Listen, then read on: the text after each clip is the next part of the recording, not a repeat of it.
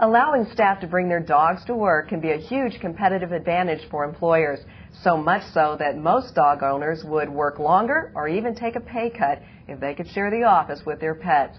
But there are a few challenges to work through, and our guest today has some advice on creating a successful dog-friendly environment.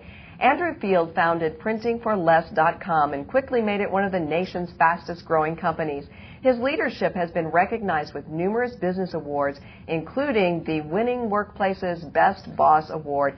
His company has also been recognized as one of the best on the web. And his border collie, Jessie, inspired one of his progressive business practices, encouraging pets in the workplace. Welcome, Andrew. Great to be here. Oh, I am just thrilled that you allow pets in the workplace, because we have a dog-friendly office here, too, at SBTV.com. But what inspired you to allow your employees to bring their dogs or pets to work? Well, it started when we were very small. Shortly after founding Printing for Less, I got a dog, and my wife and I live a ways out of town, and we both work full-time, and decided, look, it's only 8 or 10 people in the office, we'll bring the dog in. Now, Montana tends to be pretty dog-friendly anyways, and they're in the back of people's trucks and that sort of thing. So we started bringing Jessie to work, and after a year or two, some other people said, can I bring my dog, and can I bring my dog? And now, of course, we're almost a couple hundred people, and on any given day, there's between a half a dozen and a dozen dogs running around the workplace, and we have official policies and all kinds of stuff like that. What about cats? Can cats come to the workplace, too? Please refer to point 9 in our official dog policy. Oh. No cats allowed on the premises at any time. Okay, so you said you have some policies. How do you make it go smoothly? Because I can just imagine with that many dogs around, it could be a mess. We actually go through it sort of like a people hiring process. People apply to be able to bring their dogs in. They have to be interviewed by a dog committee, which I'm not on. I don't want to step on any toes. They also have to sign a waiver that says that they'll be responsible to clean up after any property damage or anything else like that might occur. People have to keep the dogs fairly clean. They can't have them barking too much. And they have to, of course, do the normal cleanup duties that come with dog ownership.